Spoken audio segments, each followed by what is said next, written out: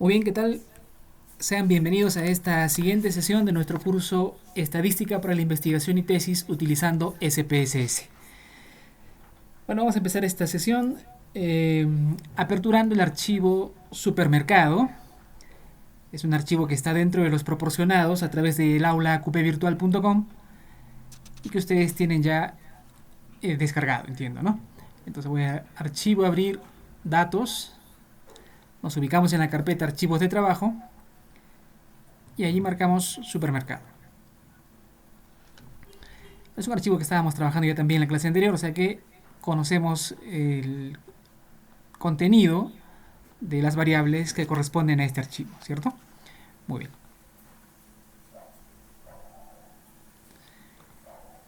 Entonces aquí nosotros necesitamos, en principio, tener bastante claro el tema de los reportes descriptivos, ¿no?, que hemos venido trabajando. Rápidamente, solo para recordar brevemente el procedimiento de, por ejemplo, el cálculo de algunas medidas estadísticas para la variable verduras, por ejemplo. Entonces voy a analizar descriptivos. Braulio, disculpa una pregunta. Tienes 30 casos ahí, ¿cierto? Solo me pregunto porque tengo unos datos aquí en bebidas. En Sí, tal vez supermercados, los tienes desordenados. Ya, ok. es correcto, en supermercados tenemos 30 casos, sí. Vale, gracias, perfecto. Muchas gracias. Ok, solo que no sé si están viendo totalmente mi pantalla. A ver, creo que no.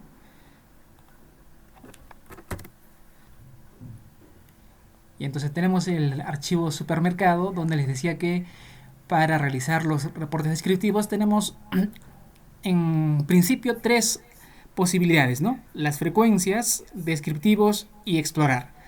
Descriptivos es, digamos, el procedimiento natural para una variable cuantitativa. ¿Listo? Entonces, por ejemplo, aquí yo marco verduras y en opciones sumo a las medidas que por defecto el programa tiene otras medidas adicionales que podrían resultar de interés en algún momento de mi análisis.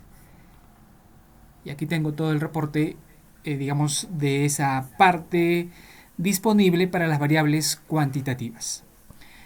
Otro camino es recurrir a las frecuencias. En el caso de las frecuencias, lo propio, genero la variable verduras y con el botón estadísticos selecciono las medidas que son de mi interés. En este caso, por ejemplo, serían los cuartiles, que son valores de posición esencialmente. Tenemos en este lado agrupadas por categorías la tendencia central, que sería la media y mediana, y la moda, en este caso es modo. Bueno, voy a marcar por lo pronto media y mediana. Y las medidas de dispersión, que serían, por ejemplo, el máximo, la desviación estándar y el mínimo, ¿no? Además están el rango y el error estándar, ¿no? Y las de distribución, la simetría y kurtosis, que habíamos visto también en su interpretación en la clase anterior. En tal caso, creo que nos faltaba recordar el tema de los cuartiles, ¿no? Bueno, y aquí además de los cuartiles, que comportamiento natural, digamos, es dividir la data en cuatro partes. Primero vamos a trabajar con cuartiles, ¿de acuerdo? Bueno, entonces vamos a continuar. En este procedimiento, de preferencia, desmarco la opción mostrar tablas de frecuencias, porque en realidad no quiero mostrar tablas de frecuencias, sino quiero mostrar nada más las medidas estadísticas que aquí se encuentran. Entonces voy a desmarcar esta opción que dice mostrar tablas de frecuencias, aceptar, de manera que tengo el reporte de los estadísticos solicitados, ¿no? Entonces aquí tengo que son 30 datos, 0 perdidos, el promedio, la mediana, valores cercanos, está muy bien. Desviación estándar 5,72. En tal caso, esto tendría que tener una comparación, digamos, un procedimiento anterior, tal vez, para ver si es que esta desviación está reduciendo. Recuérdense que la desviación más adecuada es la que es más baja, ¿no? Bueno, en el caso de la simetría, la kurtosis, ya habíamos visto antes. Y en el caso de los cuartiles o percentiles, tenemos en este caso que se dividen los datos en cuatro partes. ¿Listo? Así, en el caso de los el SPSS nos muestra nada más los percentiles, ¿ya? Entonces, en este caso, el percentil 25 vendría a ser el cuartil 1, el percentil 50 el cuartil 2 y el percentil 75 sería el cuartil 3.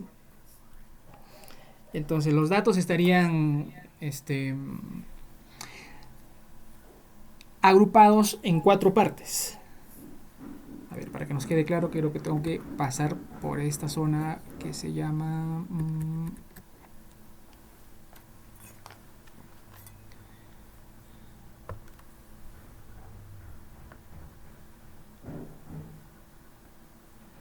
entonces aquí tengo el cuartil 1, cuartil 2 y cuartil 3. Cada bloque representa el 25% de los datos. ¿De acuerdo? Entonces, para nuestro caso específico,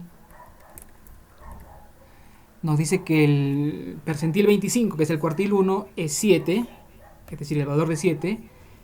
El 50 es 12 y el 75 es 17.25. Estamos hablando de la variable verduras. La variable verduras. Entonces, ¿qué podemos interpretar de este valor 7? Tendría que decir lo siguiente: que existen 75% de personas que consumen más de 7 unidades, ¿no? 7, en este caso creo que son monedas, 7 soles o dólares, en verduras. Y existen 25% de personas que consumen menos que este valor, es decir, menos que 7. En el caso del cuartil 2, que es para el caso 12, tendría que decir que existe 50% de personas que consumen más de 12 y 50% que consumen menos de 12. Y en el caso del cuartil 3, que para el caso es 17.25, podría afirmar que existe 25% que consumen más de 17.25 y 75% que consumen menos de 17.25. Esa sería la explicación, digamos, de estos cuartiles, ¿no? Que por defecto aquí en el SPSS me salen como percentiles, ¿no? Dado que es la misma posición. Si yo vuelvo a ingresar a frecuencias en estadísticos, entonces, por ejemplo, puedo yo marcar aquí los percentiles, ¿no? Puedo marcar los percentiles. Entonces, digamos que voy a marcar por lo menos el percentil 25. También quisiera marcar tal vez el percentil 40, por decir, y el percentil 80, ¿sí? Entonces, continuar, aceptar, y aquí tenemos, ¿no? El percentil 25, que sería el cuartil 1, es 7, el percentil 40 es 10 y el percentil 80 es 18. A ver, alguien que nos ayude, ¿qué podríamos decir en tal caso de este valor 10?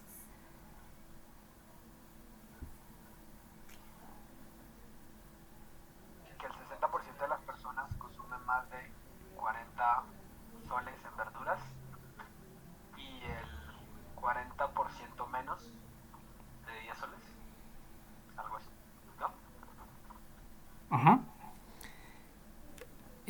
Para no confundirnos, dijiste 40, es 10. Eso,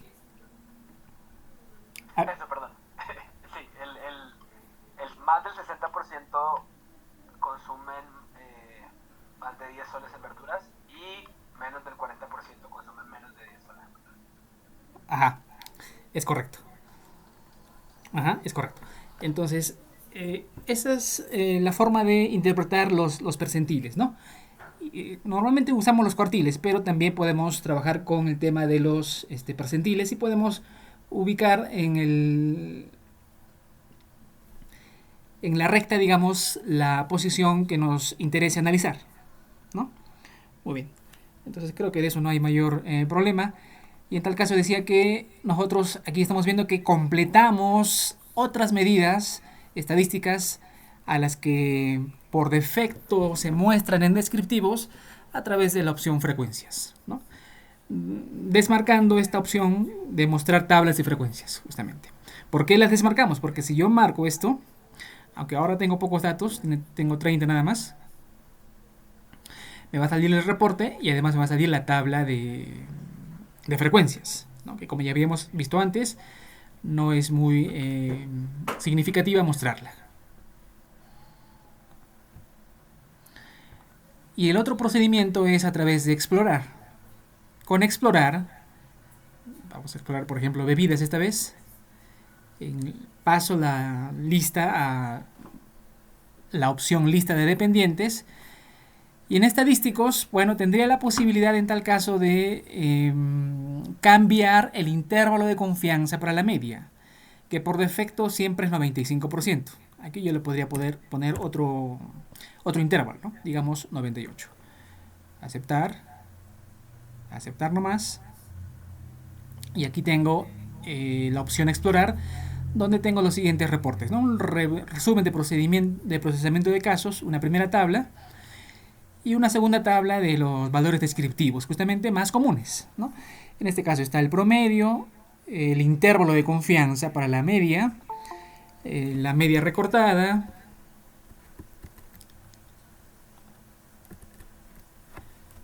la desviación estándar, la varianza, el mínimo, el máximo, el rango intercuartil, la simetría y la kurtosis, ¿no? Que ya habíamos visto también antes.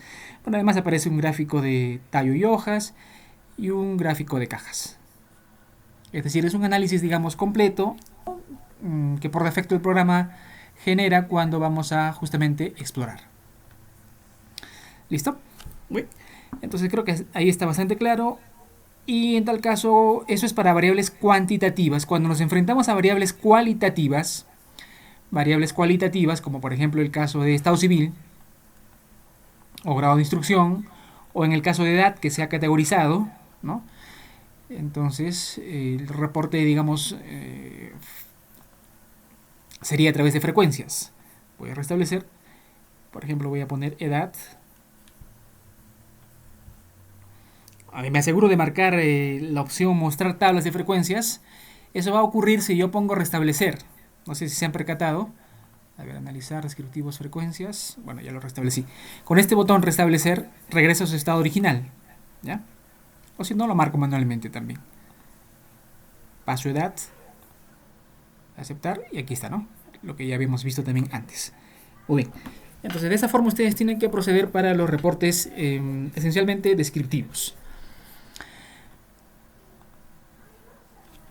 Ahora, antes de ingresar de lleno o al uso del programa en el tema de la estadística inferencial, tendré que decirles lo siguiente, ¿no? La preocupación en las investigaciones es el comportamiento de los datos de la población. Sin embargo, nosotros hacemos uso de las medidas estadísticas generalmente a través de muestras. Entonces, lo que ocurre es que tenemos muestras y a partir de esas muestras hacemos el cálculo de las medidas. Por ejemplo, una medida común es el promedio, ¿no? Entonces, cuando yo calculo el promedio, tengo la representación de esta forma, ¿no? El promedio es igual, por ejemplo, vamos a ver si es que coincidimos aquí con el caso de las... bueno, voy a sacar el caso de las verduras, ¿sí?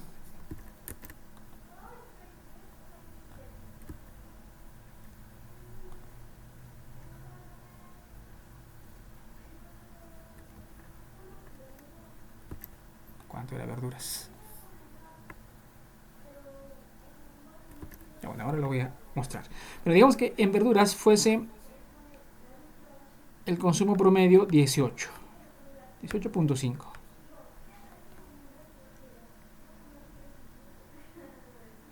Por cierto, ustedes deben de saber que existen dos formas de representar el promedio, ¿no?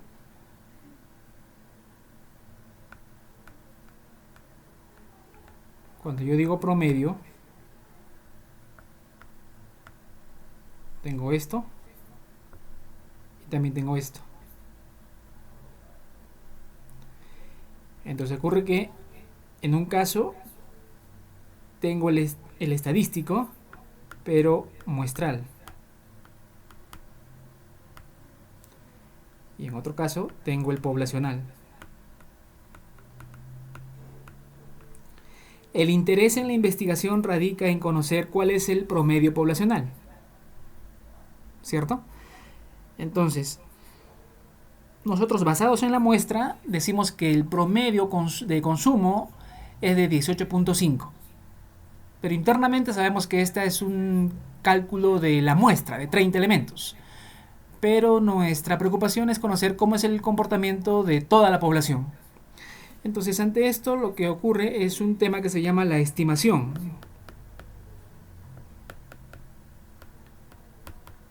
Y generalmente hacemos la estimación puntual. La estimación puntual consiste en justamente asumir que el valor promedio muestral estima correctamente el valor poblacional. Pero aquí hay un pequeño, digamos, detalle, ¿no? Que yo les decía antes, si nuevamente me embarco a investigar a otras 30 personas de la misma población, es decir, voy a tener una segunda muestra y voy a estimar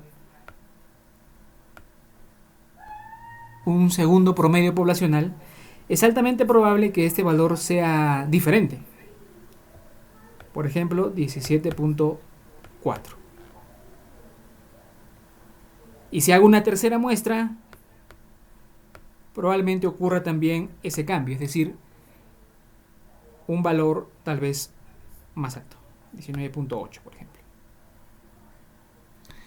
Entonces, ante esta situación, la estimación puntual queda corta, por lo que debo de trabajar la estimación por intervalos. Entonces, la estimación por intervalos es nada más que conocer cuál es el rango dentro de los cuales esperaríamos que se encuentre el parámetro. En este caso el parámetro sería el promedio, pero claro, hay otros parámetros como la desviación típica, por ejemplo, o la desviación estándar, ¿no? Que también es de interés. Entonces, en el caso de la estimación por intervalos tenemos más bien justamente unos rangos, ¿no? Por ejemplo, que podría ser, digamos, algo así como que de 16 hasta 19, por simplificarlo, ¿no? Este es el promedio. Y en la estimación por intervalos está asociado con el uso de las probabilidades. Por eso es que decía que por defecto aparece un 95%. Entonces, 95% de confianza de que el promedio se encuentre entre 16 y 19, por ejemplo, ¿no? Ahora yo les pregunto, si nosotros usáramos un 99% de confianza, recuerden que nosotros queremos acercarnos al verdadero valor, porque nuestra preocupación es cuál es el verdadero valor de consumo de las verduras, en este caso, ¿no? Si yo utilizo el 99% de confianza, el intervalo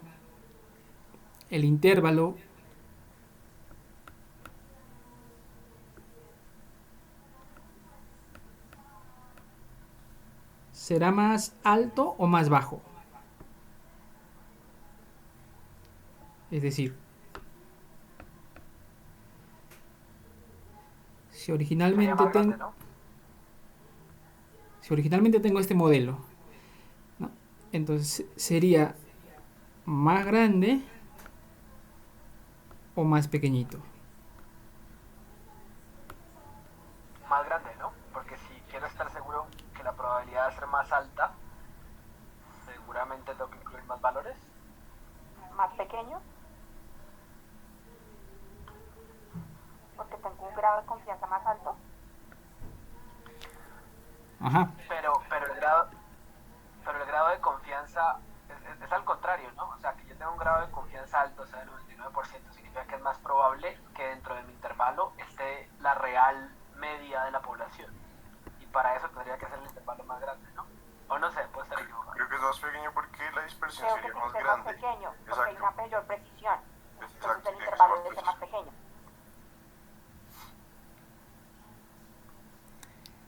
Eso es justamente lo que vamos a descubrir ahora, ¿ya? Entonces, por lo menos hay dos posiciones, eso está bien.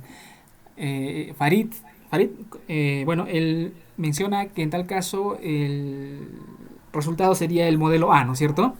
Y entiendo que Andrés y Diana han coincidido en el módulo, es decir, en el método B, Correcto. es decir, más pequeño. Cuando nos referimos a intervalo, nos referimos justamente a la variación de los valores, ¿no? Es decir, 16, 19 es como que un tamaño más extenso, sería como que de 10 a 30. Y más pequeñito sería algo como que entre 17 y 18, ¿no? Ahí estamos de acuerdo, ¿cierto? Sí. Correcto. A ver, entonces veamos mejor con el procedimiento estadístico para que ustedes se den cuenta directamente en el programa, ¿ya? Evidentemente una de las respuestas es correcta. A ver, entonces vamos a ver. Eso lo encontramos aquí en explorar, ¿sí? Entonces, a ver, bueno, vamos a regresar con abarrotes, perdón, con verduras. Entonces decíamos que en estadísticos, por defecto lo voy a dejar en 95%. Y vamos a ver en qué intervalo están sus límites, ¿no? A ver, anoten por si acaso para darnos cuenta. Entonces acá dice 10.39, es decir, entre 10.39 y 14.66, ¿sí? 14.66. Ese es el 95%. Ahora vamos a sacar el del 99%. 99. Entonces, unos dicen que es más grande y otros dicen que es más chiquito.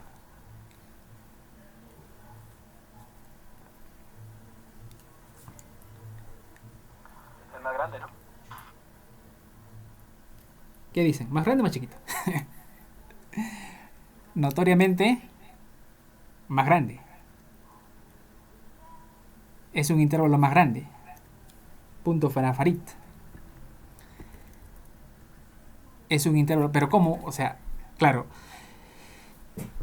mayor confianza, pero menor precisión.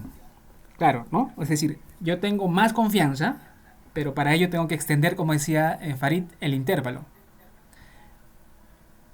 Es como que yo dijera 100%, que no existe, una vez vi 100%, pero no existe 100% de certeza de que el promedio va a estar, digamos, no sé, pues, ¿no? Entre 0 y 1000. Pero vamos, es una dispersión tan grande que no me da, digamos, una idea general de realmente cómo es el comportamiento de ese promedio, ¿no? Entonces, cuando yo amplío el nivel de confianza, pierdo un poco de precisión. Por eso es que, digamos, el valor recomendado es de 95%. ¿Ya? Pero si ustedes quieren más precisión, es decir, más confianza, van a perder precisión. Hay que tener cuidado con ello. Muy bien. Entonces, aquí ya estamos trabajando lo que es la estadística inferencial, es decir, la estimación de los parámetros, ya sean en este caso el promedio, la desviación típica, ¿no? Los parámetros son las medidas de la población y los estadígrafos son las medidas de la muestra. ¿Listo? Muy bien. Otra manera de generar los intervalos es a través justamente de la opción comparar medias. Aquí en comparar medias tengo esto que se llama prueba T de una muestra. En realidad esto ya es la prueba de hipótesis. Prueba T de una muestra. Entonces, por ejemplo, aquí voy a elegir verduras. ¿Sí? Elijo verduras. En valor de prueba lo dejo nomás vacío. En opciones, por defecto, como decía, va a estar en 95%. ¿Está bien? Lo dejo allí nomás. Y me va a salir otra forma de reporte, ¿no? Bueno, la prueba T, el estadístico, cuántos datos son, el promedio, la desviación, la media del error y la prueba para la muestra. En este caso el valor de prueba 0, el estadístico T, grados de libertad n-1, el p-valor o el sig bilateral, luego regresaremos a esto, la diferencia de las medias y el intervalo de confianza de 95% para la diferencia, que sería 10.39 y 14.66, que es evidentemente el mismo que habíamos calculado con el otro procedimiento. Y bueno, aquí aparecen otros valores más. Entonces, esta es otra forma de conseguir el intervalo de confianza. Entonces, lo propio, si yo quiero calcular aquí el 99%, Lo mismo, cambio nomás, continuar, aceptar. Y aquí está. 965 y 1541. Perdón, Broly, ¿estás compartiendo? Se me fue la imagen hace un... Ah, ok, ya. No, Gracias, perdón. estoy también. ¿Está bien? ¿Están viendo mi pantalla? Sí, ¿no? Ya estoy viendo tu pantalla, pero no sé si fue a mí que se me fue un momento. En mi No, casa ya está voy bien. Ah, bueno, listo, no, todo bien. Gracias. Sí, deberían porque yo acá tengo todo normal. Sí, ya la estoy viendo bien, gracias. Ok, de repente faltaba actualizarlo. Muy bien, entonces ese es el procedimiento, ¿ya? Para los intervalos de confianza, que es como decía un primer acercamiento al tema de inferencia estadística. Pero aquí ya nos interesa de lleno el procedimiento para las pruebas de hipótesis, ¿ya? Entonces aquí voy a mostrarles lo que les conocen como los pasos para las pruebas de hipótesis, ¿de acuerdo? Entonces lo primero que tenemos que hacer es la formulación de las hipótesis, es decir,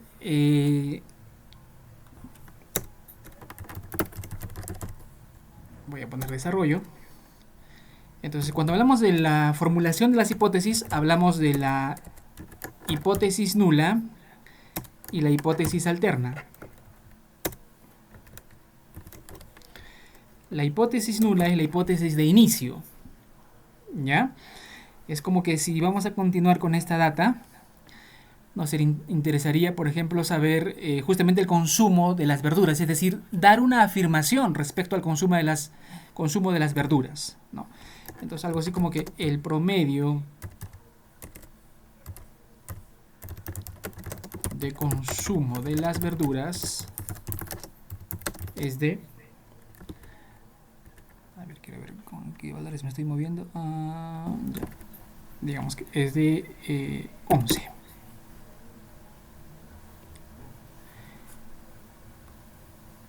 Y la hipótesis alterna o alternativa o del investigador sería el promedio del consumo de las verduras es diferente de 11. En tal caso acá lo es igual a 11. Entonces tienen que haber dos hipótesis que sean contrarias, evidentemente. La nula es la afirmación inicial y la alterna es lo contrario. La alterna es la del investigador, lo que queremos probar. Entonces ya estaríamos en el primer paso, la formulación de las hipótesis. ¿Listo? Entonces lo primero que hay que hacer es eso. El segundo paso sería el nivel de significancia. Alfa. Alfa por defecto, como decía, es el 5%. ¿Ya? O estamos hablando del 0.05. Ese es el valor alfa por defecto. Salvo que indiquemos otro nivel de confianza, nuestro alfa sería distinto, ¿no? Entonces, si es que fuera el caso, digamos, caso 1 lo voy a poner, ¿sí? Caso 1. Si el nivel de confianza requerido es de, digamos, 98%, entonces, alfa, ¿cuánto será? Correcto. 2%. Excelente. 0.02. 2%. O lo que es mismo decir, 0,02. ¿Listo? Eso es muy importante determinarlo. ¿Quién lo determina? El investigador. Ustedes deciden cuánto nivel de confianza quieren. Y por lo tanto, cuánto será su alfa. ¿Ya? Depende de muchos factores, pero eso lo decide ya el investigador y del nivel de investigación que requiera, de las variables que esté trabajando, etcétera, ¿no? Pero generalmente un valor aceptado es el 95%, alfa 5%. Pero se puede cambiar, evidentemente. ¿Ya? Yo no creo que sea necesario poner otros casos, sí, ¿no? Creo que está bastante claro. Pasaremos al valor de la prueba. En este caso, bueno, el valor de la prueba ya lo vamos a encontrar cuando generemos el procedimiento. Y luego, en tal caso, existe una regla de decisión, que la voy a poner por acá. Regla de decisión. ¿Han visto el video del módulo 5?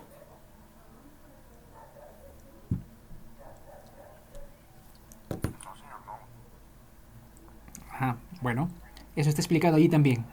Si alguien ha hecho su tarea, entonces aquí ya debe estar bastante avanzado en ese tema. Pero bueno, igual aquí lo vamos a revisar. Entonces, cuando el P es menor que alfa, se rechaza la hipótesis nula. Esa es la regla que vamos a utilizar, ¿de acuerdo? Cuando P sea menor que alfa, se rechaza la hipótesis nula. Correcto. Esta regla, sería bueno que la registren en algún lugar, que la tengan bastante claro, porque todo va a funcionar con esta regla, ¿ya? Todo lo que vamos a hacer de aquí en adelante, con las pruebas de hipótesis, se va a basar en esta reglita. Bien, entonces vamos a pasar a la data en supermercados. Entonces vamos a analizar, comparar medias, y aquí elijo prueba T de una muestra, dado que estamos hablando de que tengo todo el conjunto de verduras, en este caso, registrada en una muestra de 30 elementos, ¿no? Prueba T de una muestra. Perfecto, voy a restablecer.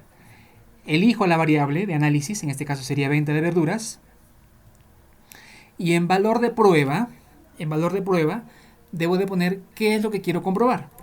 Entonces, si regreso a la formulación de mi hipótesis, yo puse, ¿no? El promedio del consumo de las verduras es igual a 11.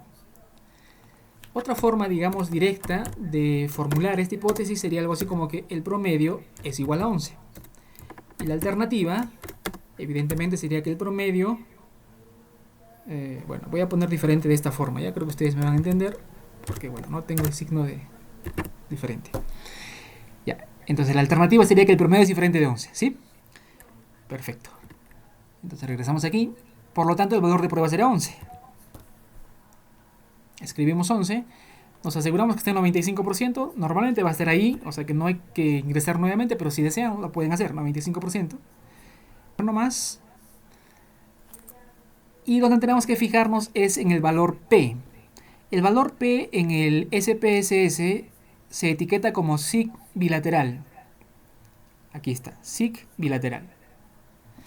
Entonces el valor sería 0.153. Lo voy a llevar hacia el análisis. Para el paso... Claudio, qué pena. Una pregunta. ¿Sí? Yo estoy haciendo el mismo proceso exactamente igual, pero en la prueba T me falta la primera tabla que te sale y a mí no me sale. ¿Esta que dice estadísticas? One Sample Statistics y One Sample Test. O sea, la A mí el que no primera me y la sale es última. el último, el de tamaños de una muestra. Ah, Y no me perdón. sale el último.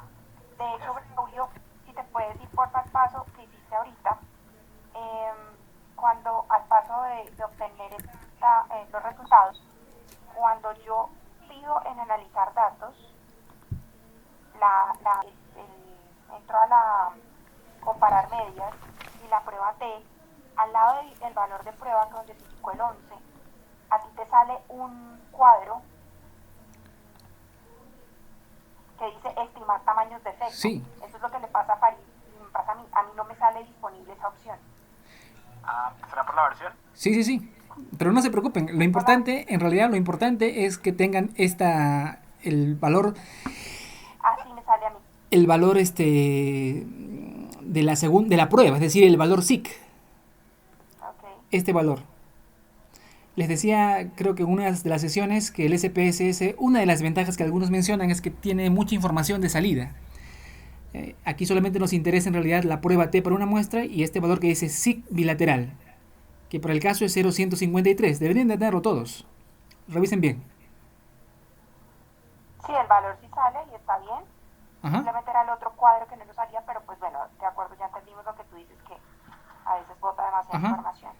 Correcto. ¿Y eso entonces significa que eso es el 15% o lo ve como el... No. o ese valor sale en Esperen. porcentaje? Vamos por partes. Estoy en esa explicación. No desesperéis.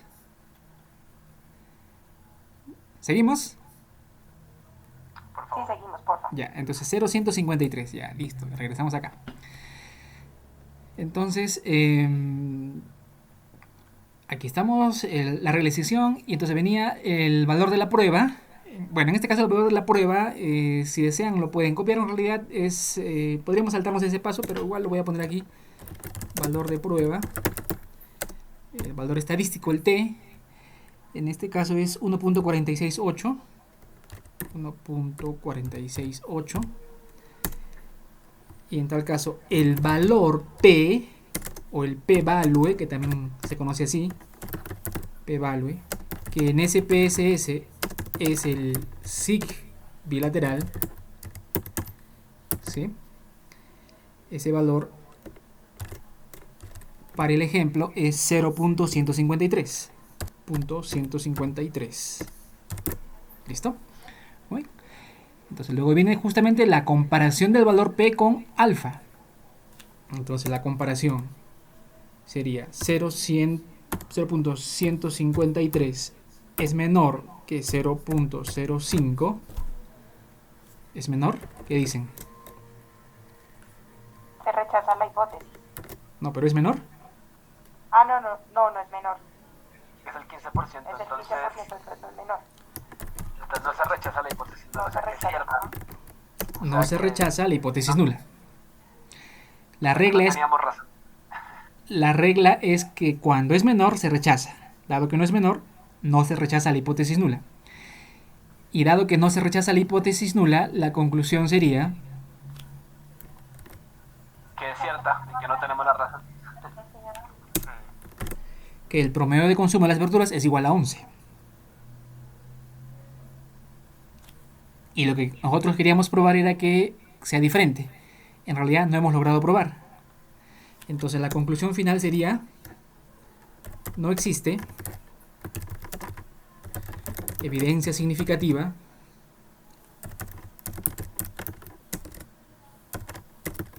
para afirmar que el promedio de consumo de las verduras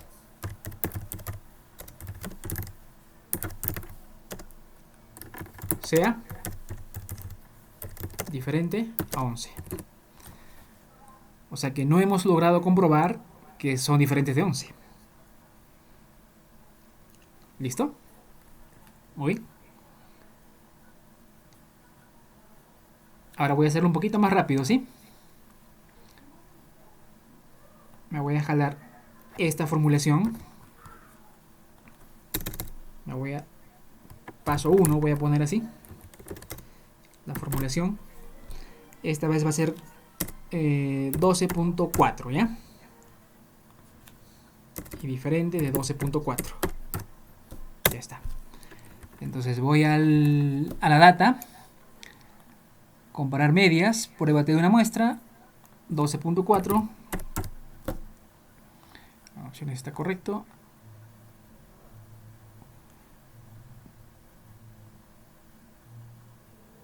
El sig bilateral me sale 0.89. Aún está lejos. A ver, voy a jugar con 12.5 a ver qué pasa.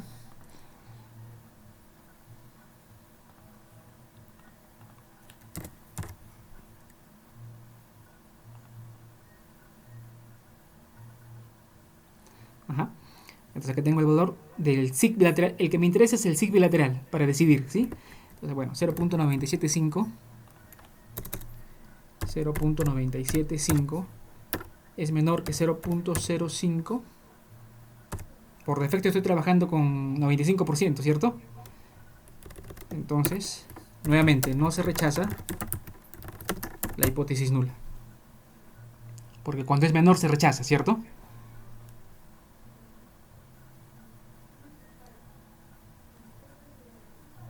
Y entonces prácticamente tengo el mismo resultado, ¿no? A ver, vamos a hacer con el caso de abarrotes. Ustedes hagan con el caso de abarrotes, a ver. Abarrotes. Les voy a pedir que hagan lo siguiente con abarrotes. Descriptivos.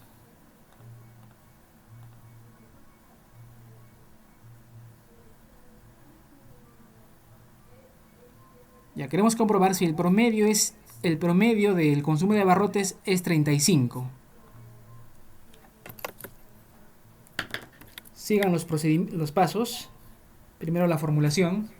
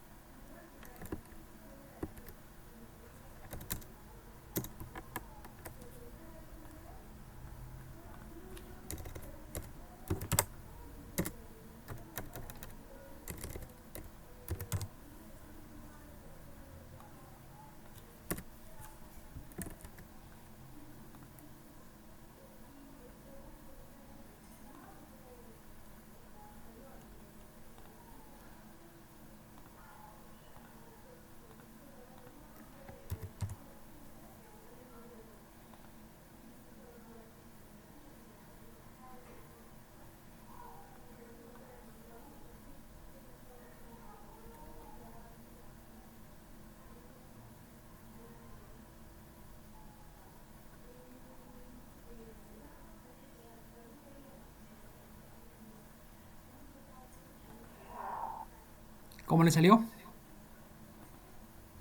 Que no se rechaza la hipótesis nula con 35 porque 28% es más grande que 25.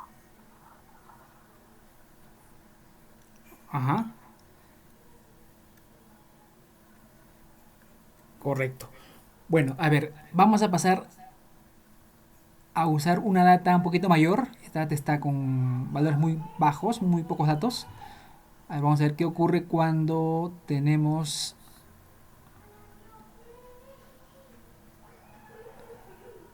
Vamos a abrir el archivo encuesta, ¿sí? El archivo encuesta. Abrir datos, encuesta.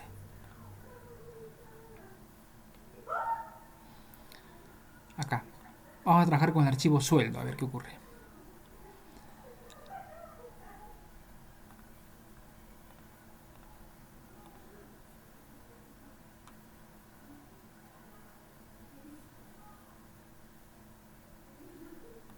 Ya, queremos comprobar si es que, es decir, hay una afirmación que dice que el promedio de sueldos es 1500.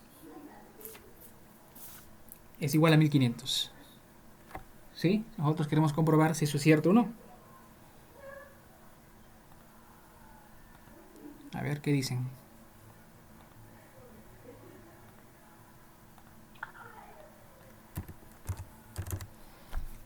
Normalmente vamos directamente al procedimiento, pero es bueno y es recomendable que primero formulen las hipótesis, ¿de acuerdo? Siempre es recomendable que formulen las hipótesis. Tuvo 44%. Entonces, de nuevo, no se rechaza la hipótesis nula.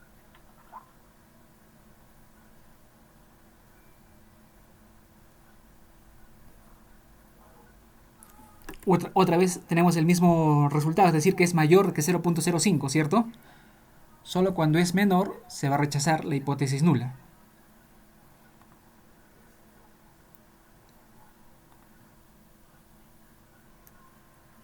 ¿En cuánto estaba, por cierto, el promedio? Más o menos para tener una idea.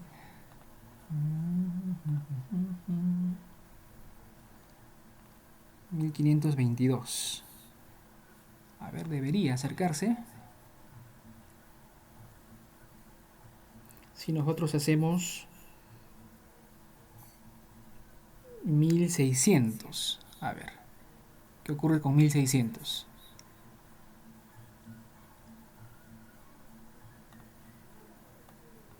Ahí sí se rechaza. Da el 0.9%.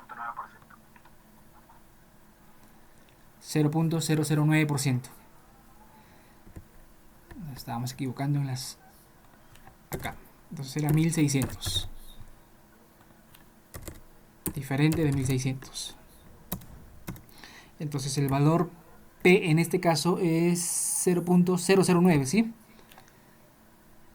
Valor P 0.009. Ese valor lo comparo con el con el alfa. El alfa es por defecto 0.05. Claramente es menor. Entonces aquí sí decimos se rechaza. Ojo, aquí tengo que completar la frase, es decir, se rechaza la hipótesis nula. ¿Ya? Se rechaza la hipótesis nula. Por lo tanto, el investigador está comprobando su hipótesis de que es diferente de 1600. Entonces, al rechazar la hipótesis nula, podríamos afirmar como conclusión final algo como esto, ¿sí? Miren. Existe evidencia significativa para afirmar que el promedio de salarios es diferente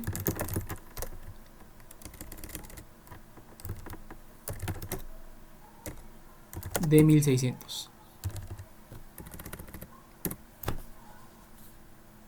¿Listo? Entonces hemos abarcado las dos situaciones posibles. Cuando no comprobamos nuestra hipótesis, decimos no existe evidencia. Y cuando sí logramos probar, es decir, cuando se rechaza la nula, decimos que existe evidencia significativa para afirmar que el promedio de salarios es diferente de 1600. ¿Listo? Muy bien, muy bien. ¿Nos queda alguna pregunta? Porque tenemos que pasar al examen. Hoy tenemos nuestra primera evaluación, así es que espero que estén preparados, listos para este primer examen.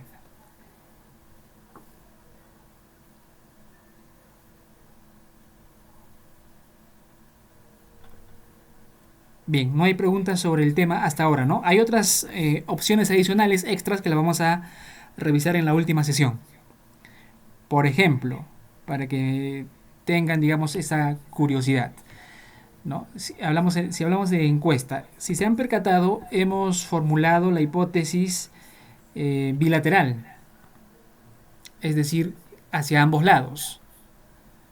Pero ¿qué ocurre si nuestra hipótesis sería más o menos de este tipo? Digamos que quiero comprobar que el promedio sea mayor o igual a 1600 o menor de 1600. Es decir, que aquí estamos hablando de una hipótesis unilateral. Ya no bilateral, sino unilateral, de un solo lado. ¿Listo? También podría haber lo contrario, es decir, el siguiente caso posible podría ser lo contrario a esto, es decir, que sea menor o igual a 1600. Y bueno, la alternativa evidentemente es lo contrario, entonces que sería que sea mayor de 1600. Entonces son tres casos en realidad, si se percatan bien, son tres casos.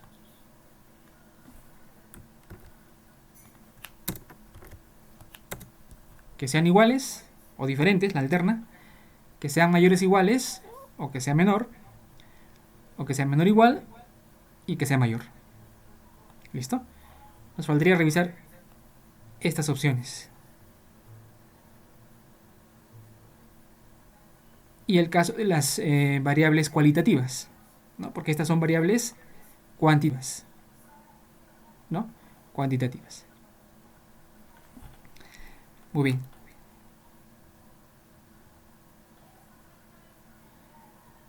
Entonces voy a compartirles el archivo de examen, creo que a través del chat, del grupo, ¿sí? Ahí le voy a poner el archivo del examen.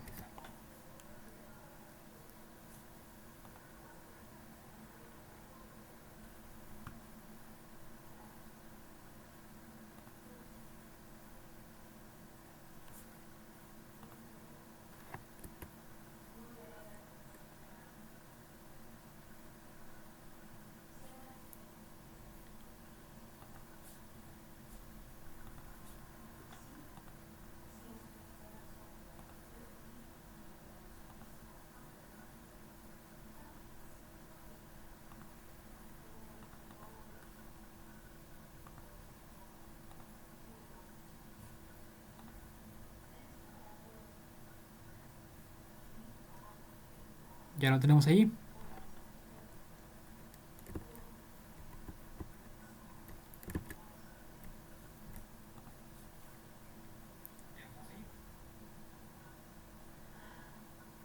Entonces tenemos justo 30 minutos para el desarrollo del examen. ¿Listo? Manos a la obra.